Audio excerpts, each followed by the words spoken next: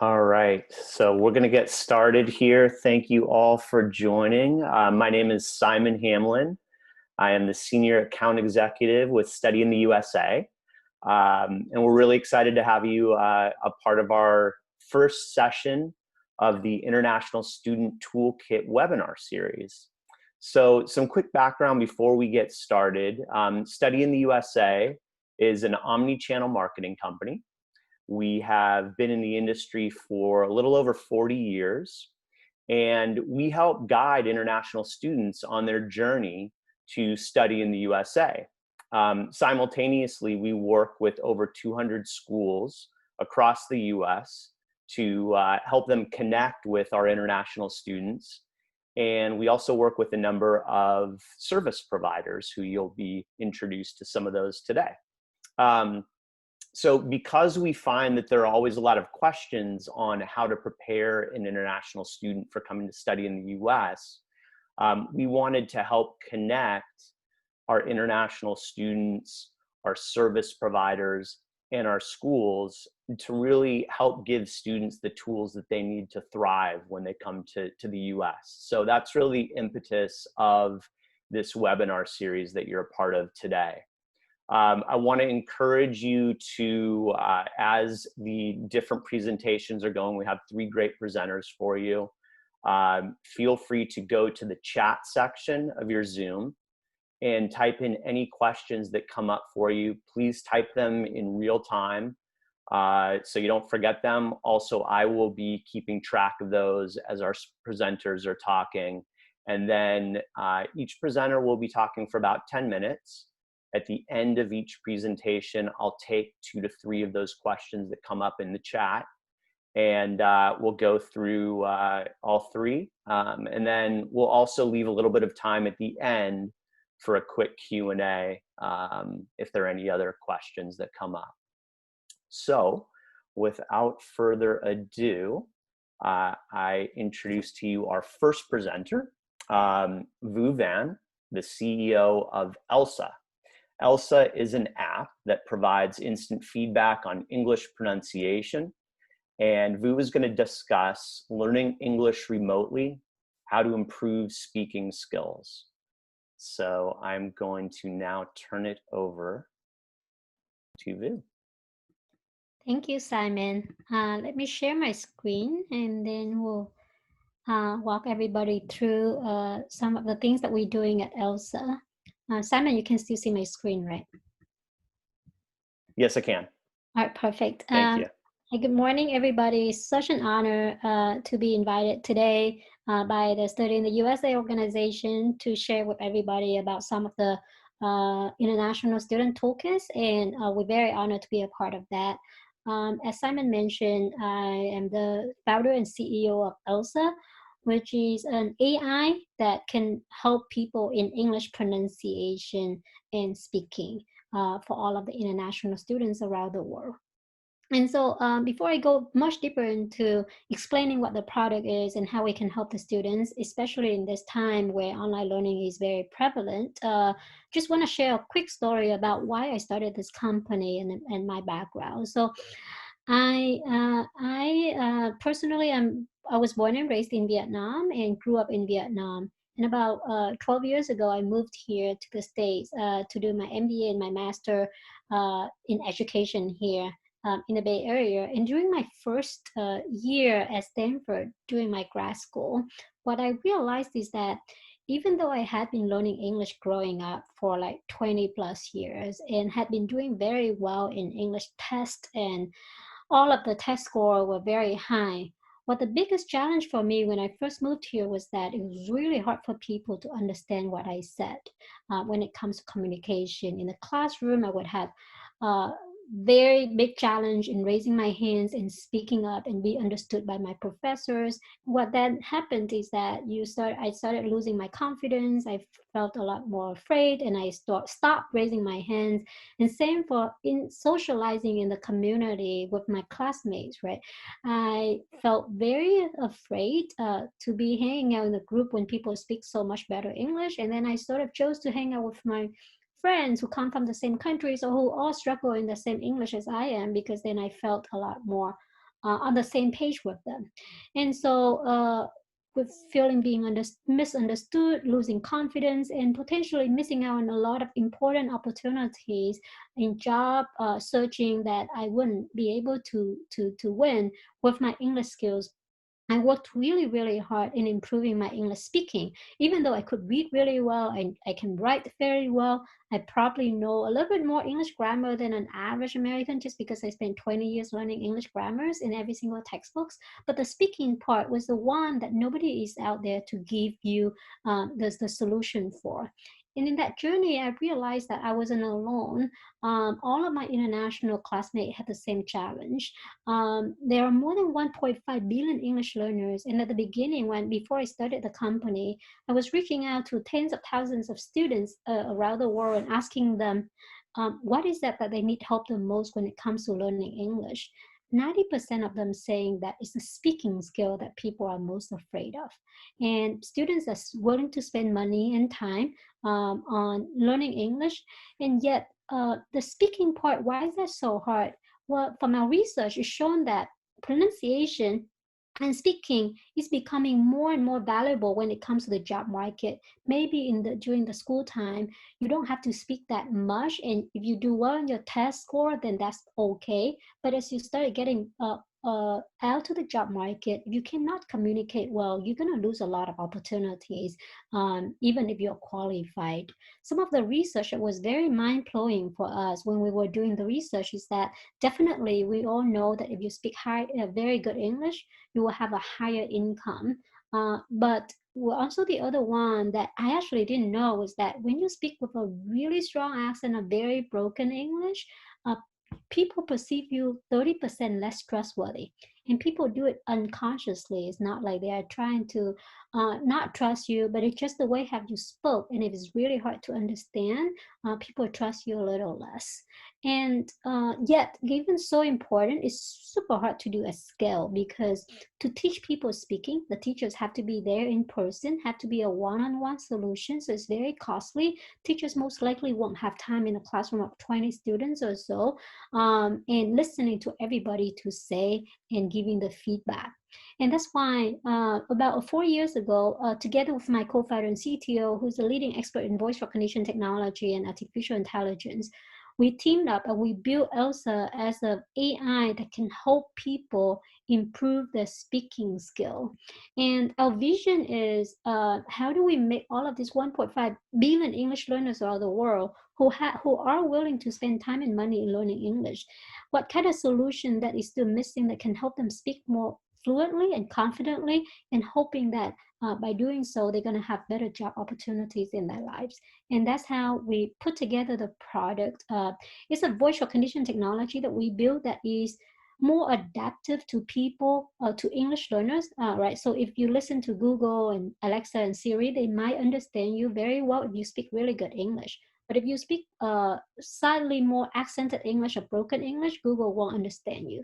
So what we do is we build our own voice recognition technology that can listen to everybody around the world who speak English with different accents, and then giving them feedback on what they do right and wrong.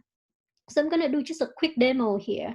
And this is actually an example of mine. When I first was at Stanford, actually in one of my job interview, I made this very embarrassing mistakes and didn't know the impact of it. So I'm just going to play that one example that I had done previously.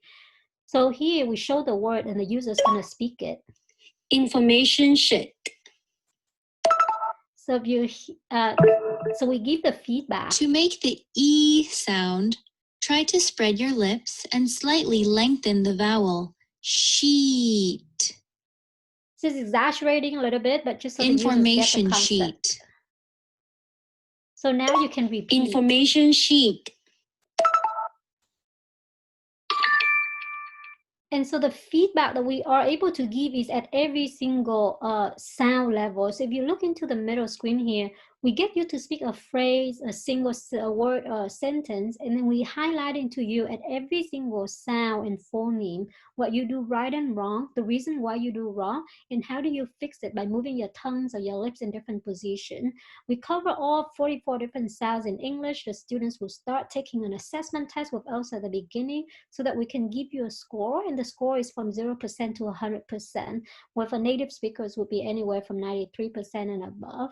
And then based on your assessment test score, we identify the weaknesses area that you still have. Like certain students would be struggling with the sound TH, certain students will be struggling with the intonation, and so on and so forth. And then we kind of tailor the curriculum learning for you.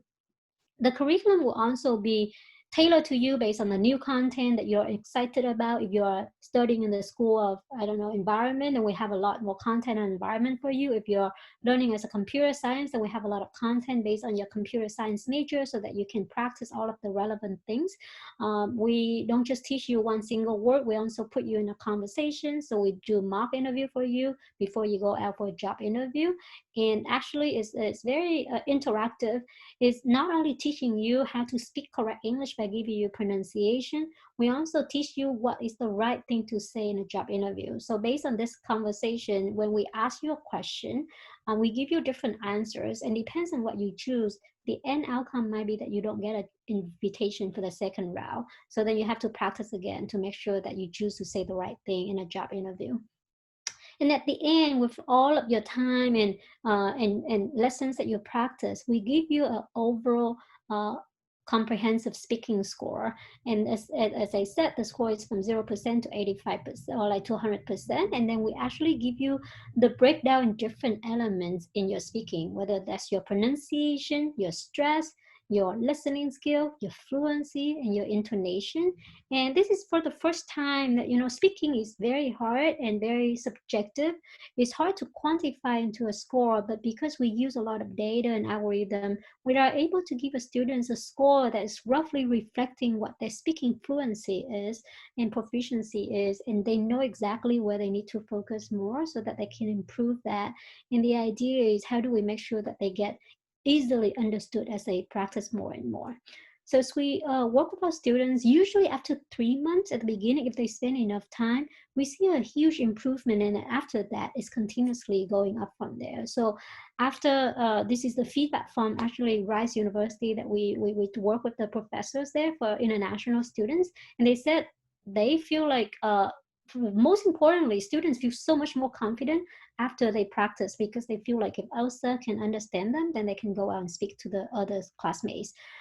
They definitely improve a lot in their pronunciation, and they also speak a lot more clearly, that other people can understand them.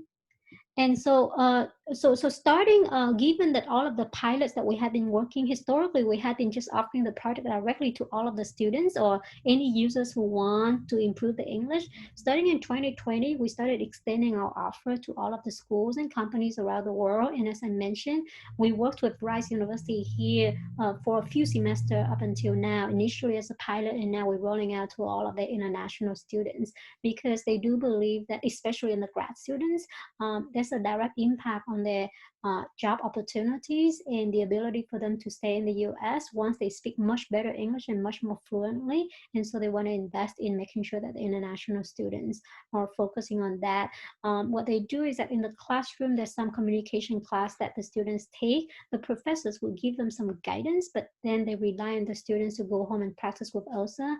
And then in that process, as we said, the students will play with the app. The teachers and the admin of the school will have access to a dashboard where you get real-time access to all of the students in the classroom and the entire school progress, how many lessons they practice, how many hours they practice, what their score progress over time. You can even give them the homework to make sure that they finish their homework. And then one other tool that we offer to all of the schools is that you can customize your content. Basically, if you have a curriculum that you want the students to follow for your classroom, then, or for your students, then we want to make sure that we can put your content onto ELSA platform so that what the student learn in class and what they learn on ELSA is aligned. And so this actually, since with remote learning and online learning and with COVID, happening, we actually started working with a lot more students internationally, and here in the US, quite a lot more, because students don't have access to teachers as much, and they have a lot more time to study at home as well. So so this is something that we now started to provide the support to a lot of the students, international students here in the US, and hopefully that they will take advantage of this tool, and have access to a very affordable solution, so that in the future, as they go out to the workforce, especially in the environment here where everybody have to work remotely over Zoom, communication becomes even more important. And it doesn't really matter where you sit. You could be a student who sits in a different part of the world, and as long as you speak good English and you have the right qualification and the right skill set, then you'll be able to apply for any job anywhere. And so that's the impact that we are looking to provide to all of the students through the solution that we have. I think that's all what I have for today, and happy to answer any questions, how the product works, or anything else that you have in your mind. Thank you so much, Vu. That was terrific.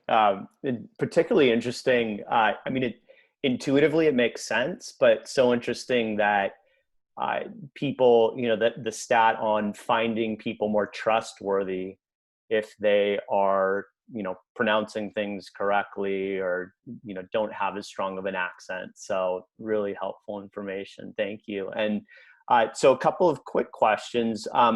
First of all, I mean, you talked about your experience, you know, your own personal experience. What advice would you give students who are just having trouble, feeling self-conscious, to just take that first step in terms of improving their English? What advice would you give them to get over those fears? Yeah, no, that's a great question. You know, the biggest advice that I have for all of the students right now is to get over the myth that you need to be talented to speak good English. It's a skill that can be trained, and it's not. It's very hard to speak that beautiful Hollywood accents, right? Like if unless you really care about, but to speak to the point that is easy for other people to understand and fluently, that just takes time, and it's very that's trainable.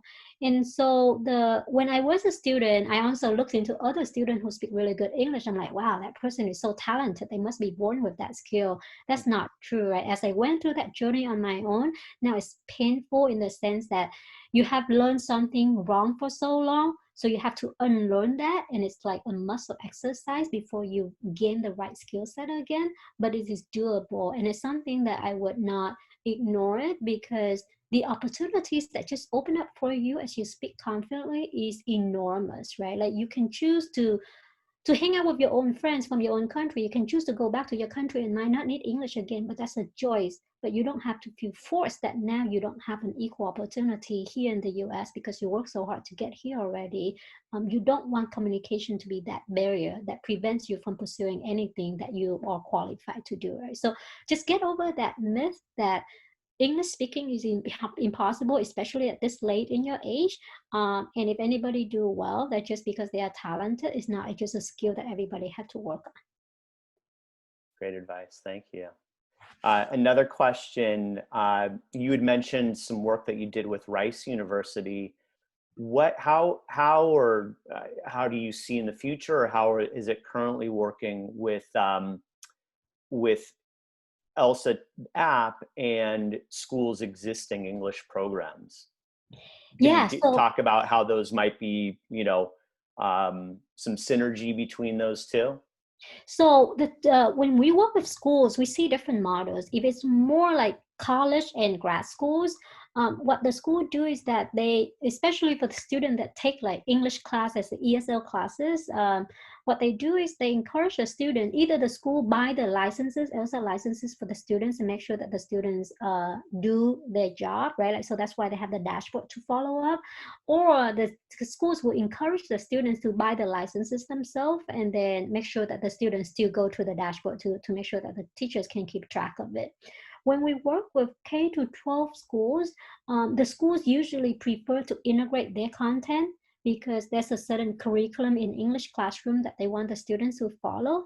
In college and above, unless it's an ELSA classes, the school usually just rely on ELSA to provide them relevant content, because a student can come from so many different majors, and what's relevant for one is not relevant for others, right? And so we have a content that covering, I don't know, 100 different topics, thousands of lessons in there that the students will follow. But when we work with younger school, like younger students, then the teachers already have a curriculum in that they want us to integrate into the platform. And so we do whatever the approach that make the most sense to the teachers and the students of that classroom. Great, thank you. All right, so I'm going to ask you to stop the screen share, and we'll have time at the end if some other questions come up for Vu or any of our other upcoming presenters. We'll have some time at the end as well. Thank you again, Vu. And introducing our next presenter, we have, let me just pull up the information here. We have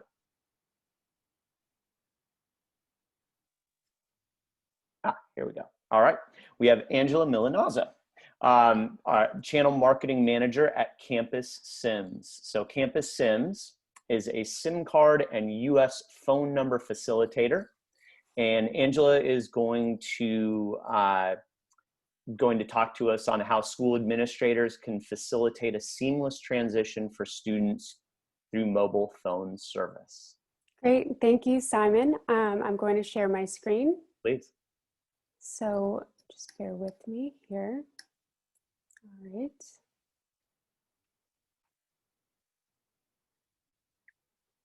Okay. Can everyone see my screen? Yes. Awesome. All right. So like Simon said, we are going to show you how we can help you as administrators provide that seamless transition for your international students as they come to the US. And so a little bit about campusSIMS to just start us off. So you might have heard of us before, but our origins are actually outside of mobile phone service. So campusSIMS originated years ago as campus TVs, and we were helping students on campus rent TVs for the year. And our founders would constantly be talking to students because they were on campus helping deliver the TVs sometimes.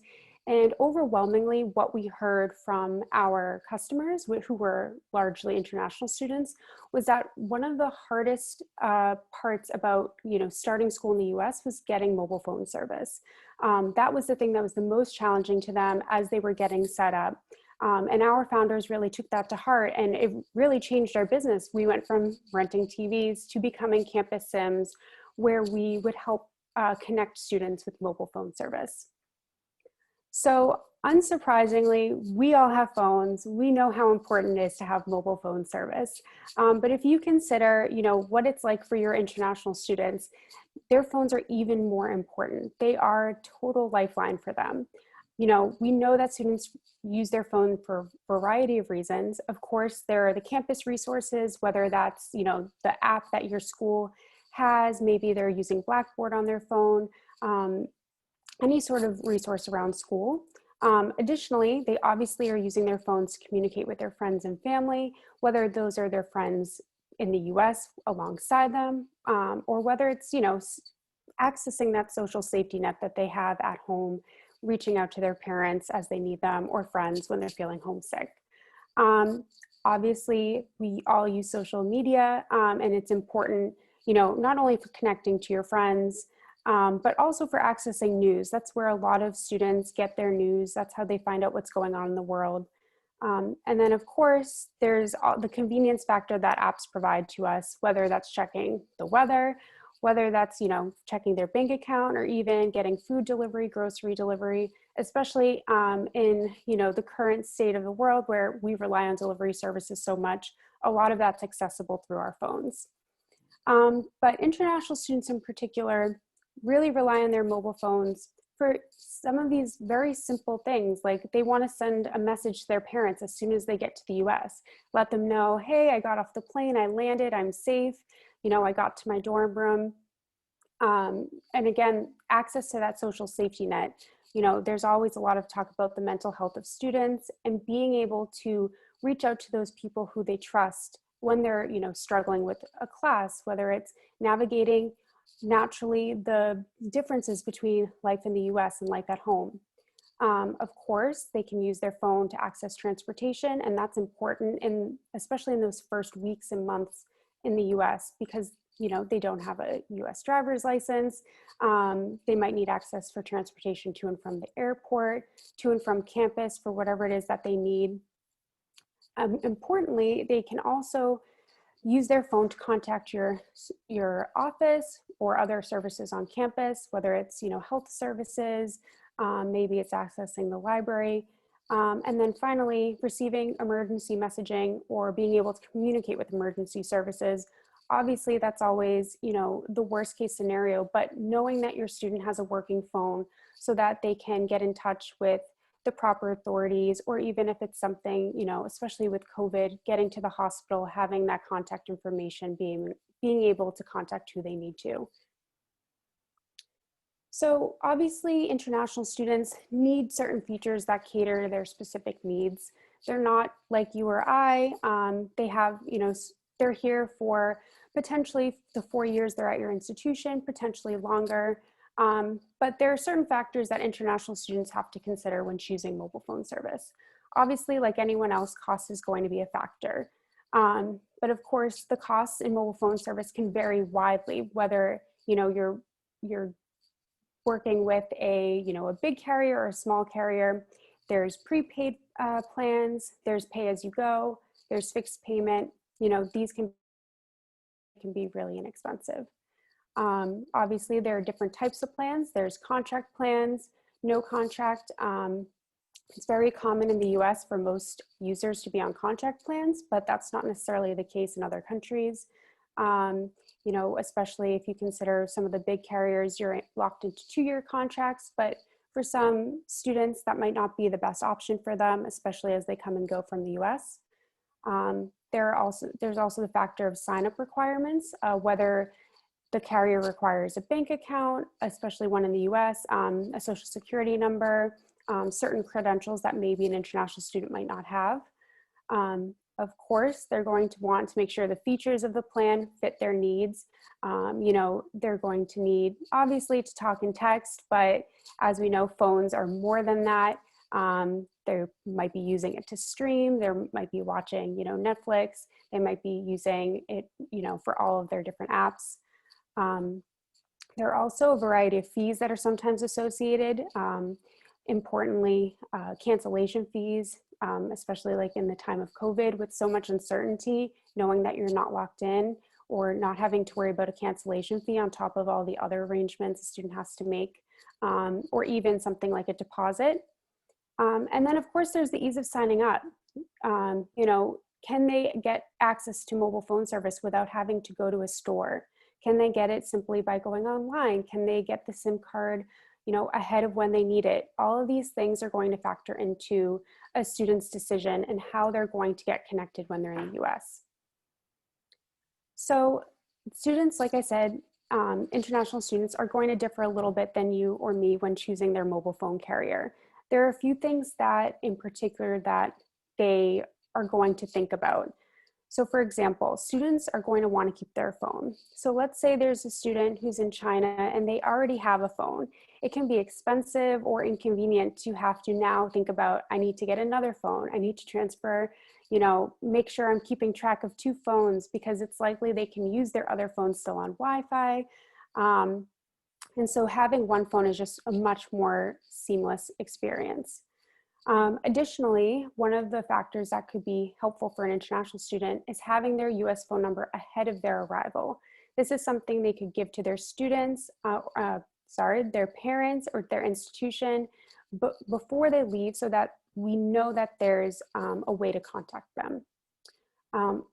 International students also don't want to be without their phone. I don't want to be without my phone. I'm sure you don't either. We've all become very attached. But for an international student, that time period from when they land to when they have mobile phone service, depending on the carrier that they go with and how they get access to it, it could be days, it could be weeks, And that's a long time to go without your phone, especially in those early days when you're trying to navigate this new life. International students don't necessarily want to be locked into long contracts, especially when they're traveling to and from the US. They might not be using service, or, their plans might change. As we've seen in the past year, students have had to make these big decisions. And if you're locked into a 2-year contract, that could just not be, the best fit for your experience as a student. And finally, if a student doesn't have a US bank account, a social security number, or a US credit card, it could cause some friction as they're trying to find the right carrier for them. So where does that leave students in terms of their options? Well, there's generally these 2 different options that they have available to them.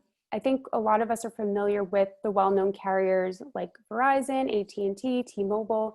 These are the long-term options. You're locked into a contract, you pay a fixed amount monthly, and so paying like month to month can be really helpful, but you are, again, locked into that contract.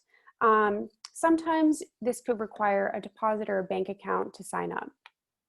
On the other side of that, we have the prepaid or monthly options. These are, carriers like Cricket, there's Ultra Mobile, Mint Mobile, Metro PCS. With many of these, you might be paying per month, but there's no contract. You could be paying, upfront for a set number of months, whether it's 3 months or a year.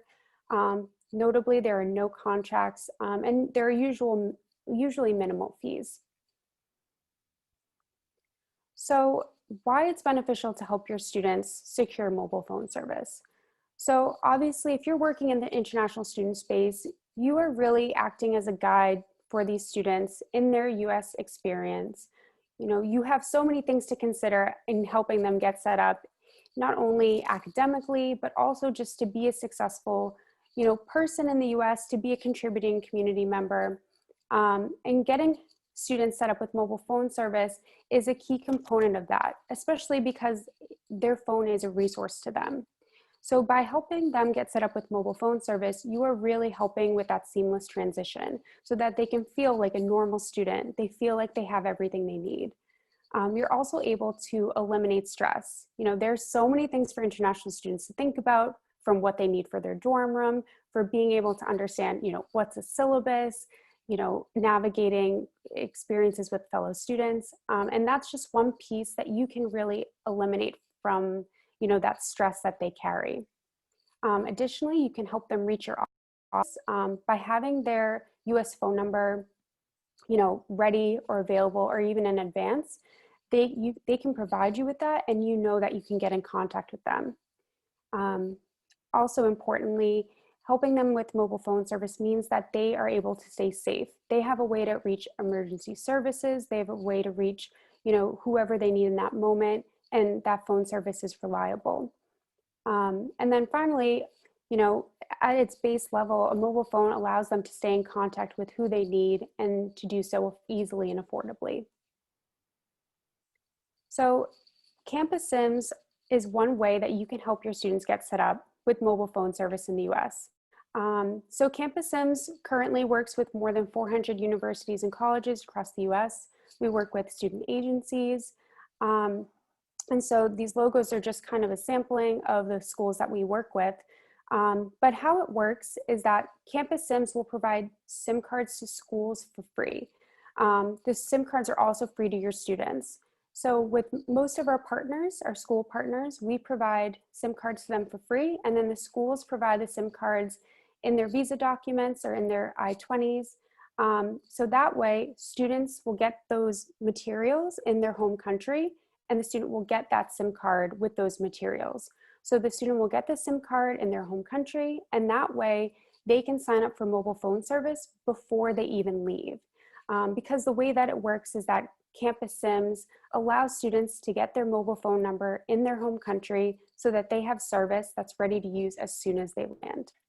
So I'm going to quickly show a video, and that will describe this flow that I'm talking about and how students can get their SIM cards and just how easy this process is.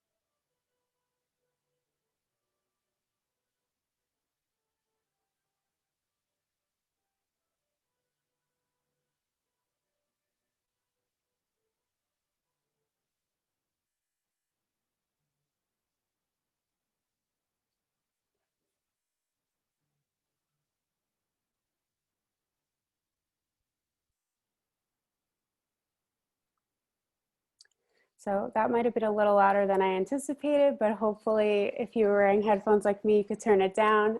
But that pretty much wraps it up. And I'm happy to answer any questions regarding how campusSIMS can help the service, or any questions you have about the challenges that international students face with mobile phone service. Thank you so much, Angela.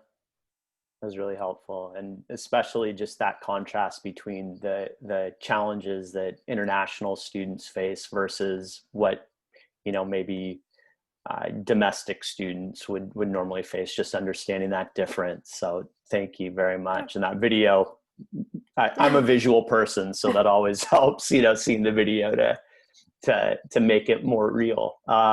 So a couple of quick questions. One, how far in advance do you usually recommend students start their preparation with getting, you know, their phone service set up? Sure, yeah. So for a lot of schools, what we do is they'll send the SIM cards perhaps like with their acceptance letters. So they might get their SIM cards in May. Mm-hmm. And that way, if they want to, they can sign up in May, make sure that they have secured their mobile phone service. And the way that it works with campusSIMS is you can sign up in advance and you don't start paying until you're ready to use it. So as you can see from the video, they basically go into the app, they sign up, they choose their plan. When they're ready, they go back into the app and essentially say, I'm ready to use it, click on a button, and that's when it happens. So for some students, they might set things up in the spring, and then come August or September. campusSIMS, like our sales team, what we do is we reach out to you around the time that it would take. You know, we like to send the SIM cards out in advance. So we'll work with you to make sure that you get the SIM cards ahead of time for students. But we'll send students the SIM cards individually if they need them. I think usually, so for example, if you needed SIM cards for, let's say, December or January, our team will start reaching out in the next few weeks to make sure you have everything you need so that you can send them out. Great. That's good to know, because usually I think of it as one of those like last minute things that people, you know, we can do that pick up. too. Yeah, I'm sure. It's always good to get it done as far in advance as possible, though, with all the, you know, things Definitely. on an international student's mind before they're coming to the US. So one other quick question. How, if at all, has COVID changed the approach or the challenges when it comes to getting phone plans set up for international students? Yeah, definitely. So normally we see a ton of students coming in August and September, and obviously, you know, if you're a university administrator, you know that that's sort of changed. Every school is doing something different. So we're seeing, you know, students coming at different times. So I think we'll see them, you know, kind of throughout the rest of the fall. I think we normally see a ton in August and September, but I think we'll see more this winter. But for us, we've really just been focusing on, you know, what do the schools need from us and what do their students need?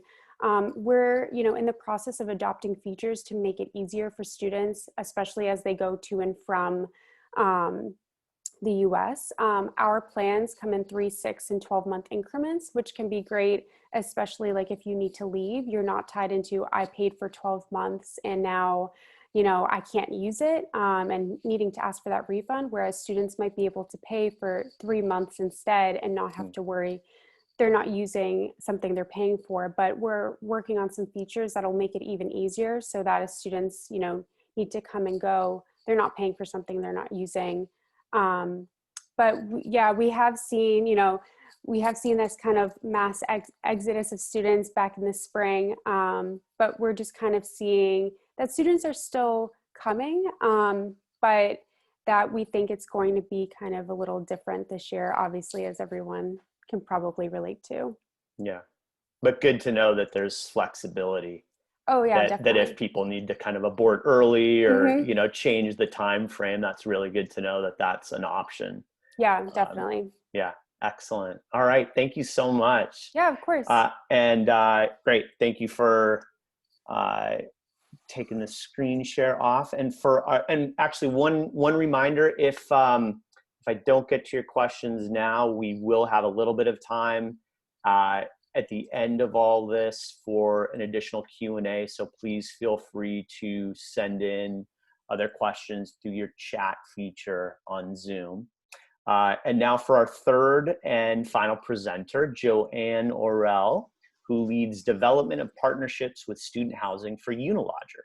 Unilodger is a student housing provider that helps 5 million plus students find housing each year. And JoAnn will be discussing how to help students find and secure off-campus housing. So JoAnn, the floor is yours. All right, thanks, Simon. You're welcome. Hello to everybody. Good afternoon. Let me put my presentation here. Whoops. Let's see if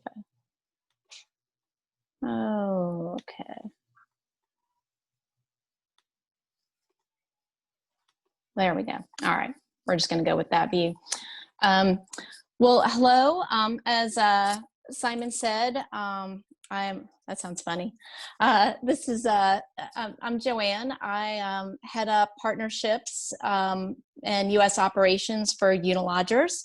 Unilodgers is an online marketplace, but very specifically for student housing in the U.S., and that would be off-campus student housing. We were founded by, it's kind of a cool story. The co-founders were students in the UK and had a not great housing experience, and basically started the company on a spreadsheet and sending information back to their counterparts and friends and family in India of where they found to be good housing experiences within the UK. That would happen to be in Nottingham. Fast forward, we launched initially in the UK and Australia, have been in the US now for almost 2 years, a little bit under. My role within the company was to build the student housing network and platform of providers here in the US, and we've done that pretty profoundly. We have over almost 1,100 properties just within the US that offer off-campus student housing to students. Our focus is international students. We also work with domestic as well, and kind of, listening especially to the previous two presenters, when you talk about coming to the US,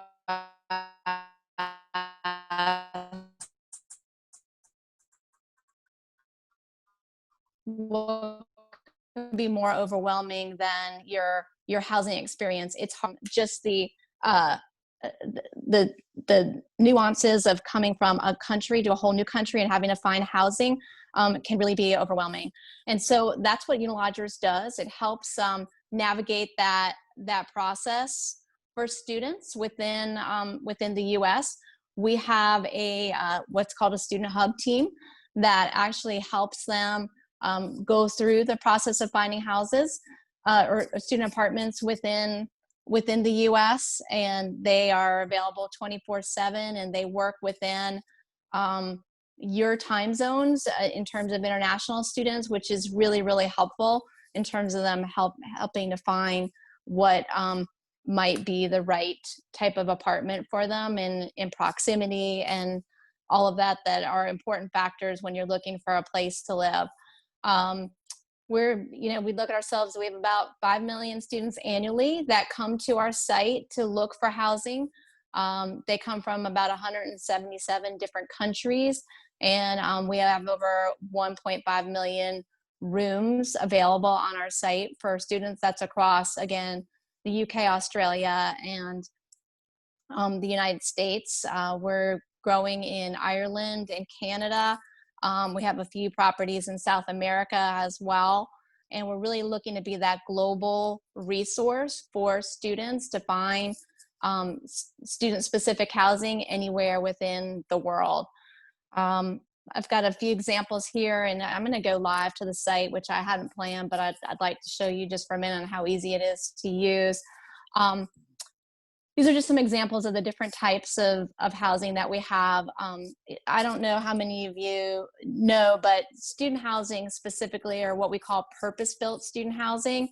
Rents by the bed in most cases, and it's designed specifically for students, being that it's furnished. A lot of times it includes most of the major utilities, and it's highly amenitized, especially depending on the market that you're in. So you're sharing an apartment, you're renting a room with people that you either know or don't know, and you have a common space, and then great amenities like your workout facilities and your pools and your study spaces. Study spaces are huge to this, current population of students coming in. And so Unilodgers offers a place to look at all the student housing options that are available within a certain market. They search based by university or location, which are really usually the two main factors that a student would know coming into looking for their housing options. And then it pulls up everything that we have available within that market for students to explore and look at it side by side in a similar format. Very different than the experience, for example, of going to, a lot of you might be familiar with apartments.com, where it's not student housing specific. And so you're looking at all the different options that are out there that include what we would call non-purpose built student housing. So this really narrows it down and gives you that side-by-side look to really compare and know what makes the most sense for your student. I want to touch a little bit more on the Student Hub team. So again, available 24/7. When you're looking for housing within the US, and obviously this would be your second year students, your graduate students. We know most of the time that your first year students are going to be living on campus. In a year like COVID, not always necessarily the situation, since we've had to kind of narrow down how many students are living in a particular space, and a lot more students have been driven to off-campus housing that wouldn't normally be in that situation. So we've been a great resource and stayed really strong through this pandemic period, just in that regard. But lease terms and lease terminology is very different in the US than it is internationally. It's very decentralized in the US. You're not going to a single office and looking at multiple properties. You're reaching out to each individual property.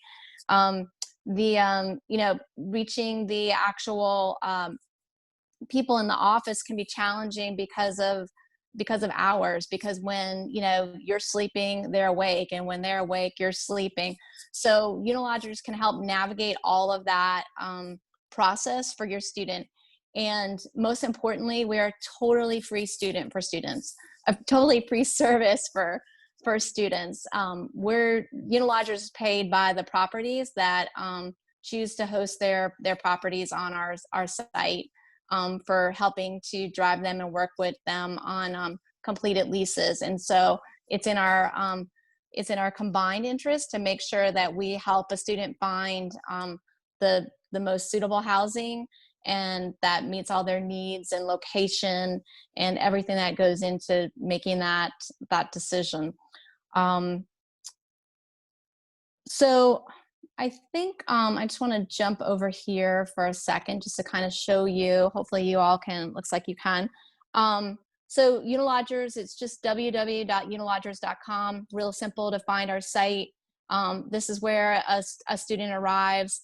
I'm going to just do a quick search by location, and I'll pick Charlotte. So, and I didn't mention earlier that that is where I'm based in the U.S., Charlotte, North Carolina. My experience within student housing is vast, as well as multifamily as a whole. I happen to be the mom of 3 teenagers, one in college, one about to go to college. So I can completely relate to the experience. So you can see here, this is how the student searches. Another important difference is that, in terms of the payment, most leases in the US are a 12-month term or 12-month payment term versus, internationally, that's not the case. They're doing a lot shorter leasing terms. So, navigating that and understanding where your price point comes from is another great benefit of Unilodgers and what spells it out for them, as well as we offer additional incentives. Cash is king to help students stay on our site and work through us to find the apartment that's most desirable for them. We also, you can see here, we list properties as sold out. You see a lot of that this time of year because move-in happens in August and a little bit into September. So at this time of year, we see apartments that are sold out. We usually try to list those at the bottom. So that's kind of Unilodgers in a nutshell. I don't have a super long presentation. In terms of universities, and we're a great resource. Like I said, for students that are looking for off-campus housing when they're in that position, whether it's as a graduate student or maybe their subsequent years. We're always looking to develop unique relationships with universities specifically and kind of fill that demand pool, because we certainly have the supply available, and be your exclusive resource in working with students. And that's pretty much my presentation. A little bit shorter, but happy to answer questions. Simon, I know you got some good ones, so yeah. I'm going to leave the information screen up. You can reach out, of course, to myself directly. I head up U.S. operations, as well as Enzo Ramo, who resides in the UK, but comes from this space, the university space as well, having been an administrator, and is a great resource as well. Great. Thank you so much, JoAnn. This was really helpful. I have to say, I'm actually very heartened that you brought up that study spaces was a factor in especially when I'm sitting there and my 18-year-old self is looking at those pictures of a swimming pool at a housing facility. And that's what's coming to my mind. So that was good to hear. So quick questions. First one, how can Unilodgers support universities that already have on-campus housing?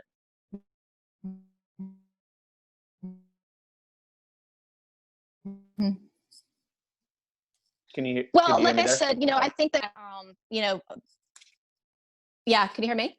Yep. Okay, sorry. Yeah, so what I say is that we're here for, really for that overflow, and, students that are looking for off-campus housing in either those unique scenarios, graduate students, your second, third, and fourth year students where on-campus housing isn't going to apply.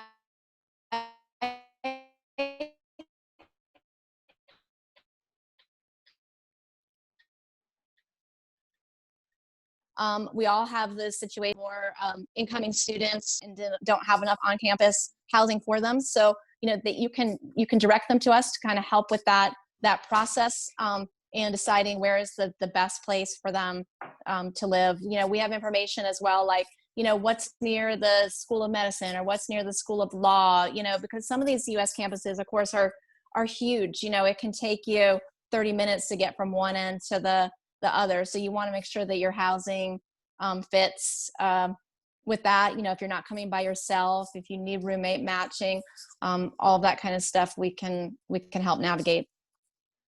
Great.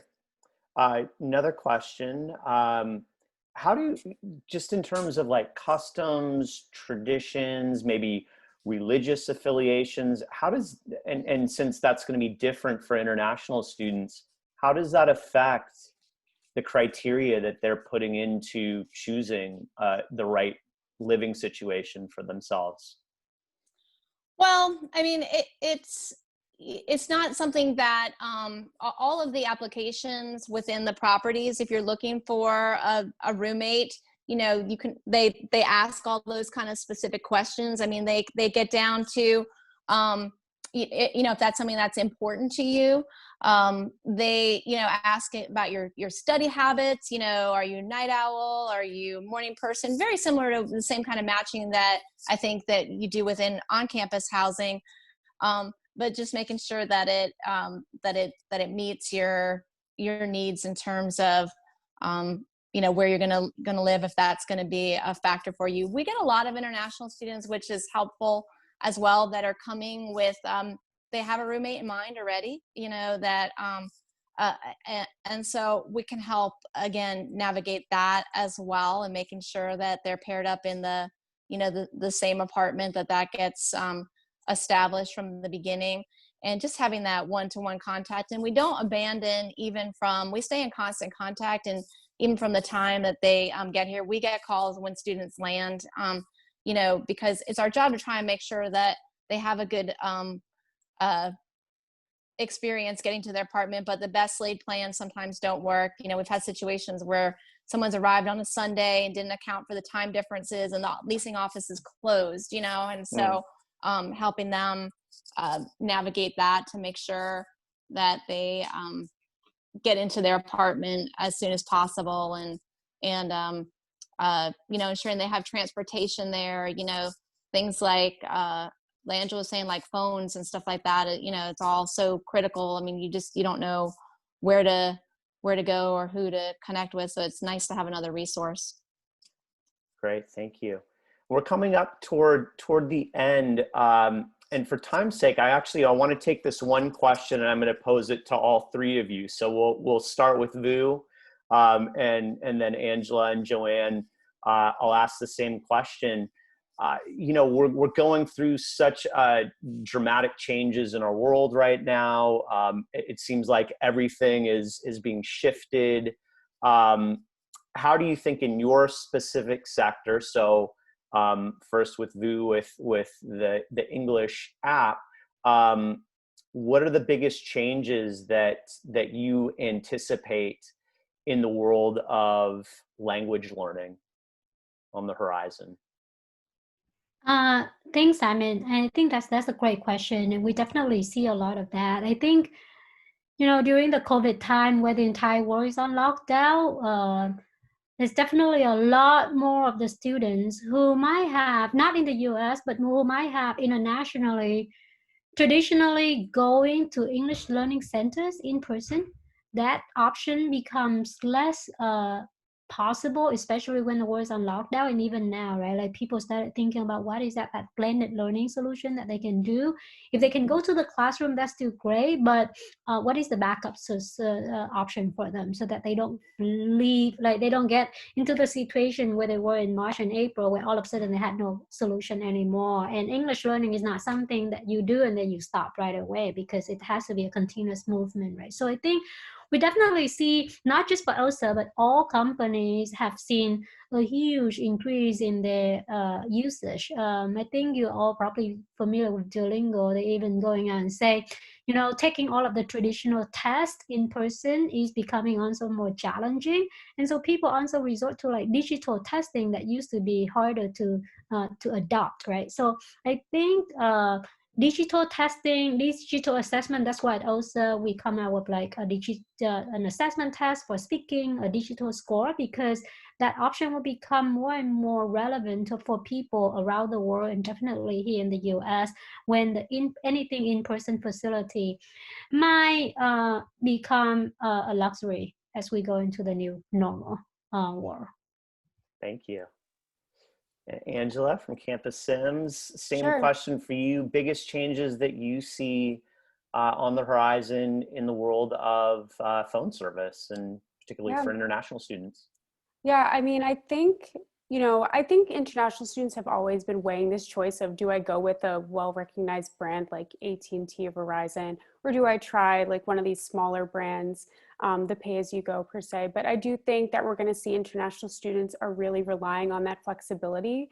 With all the uncertainty, I think they will be more hesitant to lock into a 2-year contract, because it's uncertain if, what the next semester is going to be like. So really being able to find a provider that allows for more flexibility, so no cancellation fees, no contracts, easy to get in touch with their customer service for those problems. I think that's going to be more important.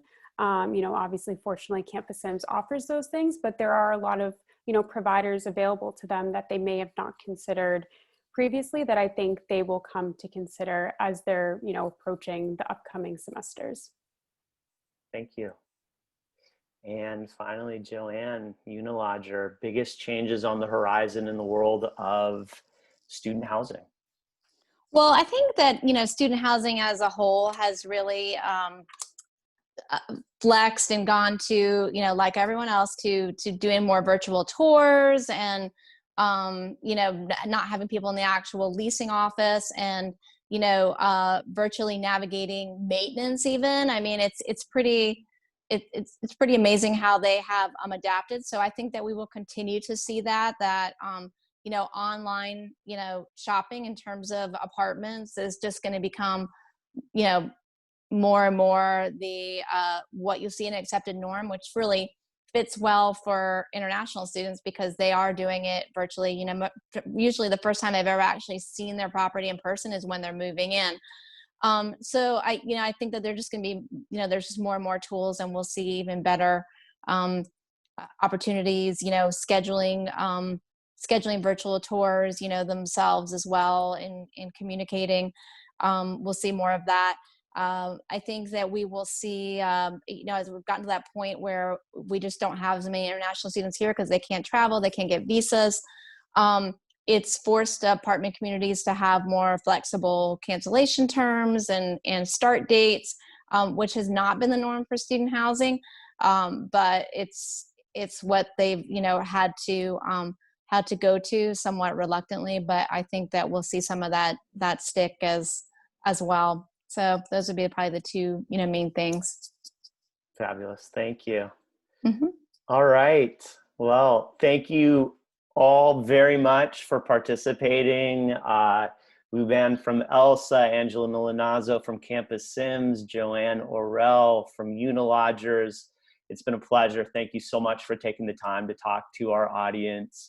And my name is Simon Hamlin from Study in the USA. We will have another student toolkit webinar this Thursday at 10 a.m. Pacific. We'll also put this webinar that you saw today, we'll post that out. We've got a recording of it. So really appreciate everyone participating and observing, and hope you all have a great rest of your day or evening, wherever you may be. Thank you so much, Simon.